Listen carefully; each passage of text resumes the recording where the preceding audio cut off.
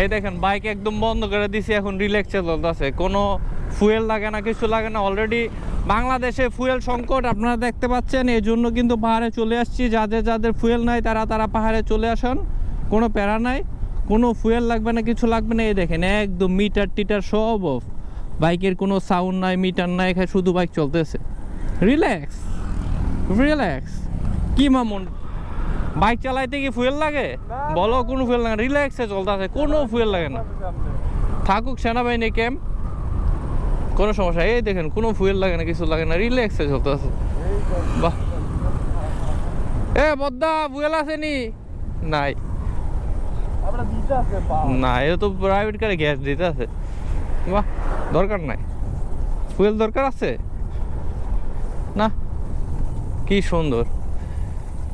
সামনে হচ্ছে খাগড়াছড়ি, বামে যেতে হবে রাঙামাটি সোজা, ঝুলন্ত ব্রিজ বামে আমাদের যেতে হবে সোজা।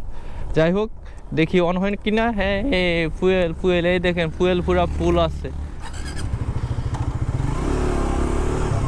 সো যাদের হচ্ছে ফুয়েল নাই, ঢাকা শহরে চট্টগ্রামে কেউ ফুয়েল লোড দিতে পারছেন না, তারা চলে আসেন রাঙামাটি বান্দরবন, কারণ এখানে ফুয়েল লাগে না।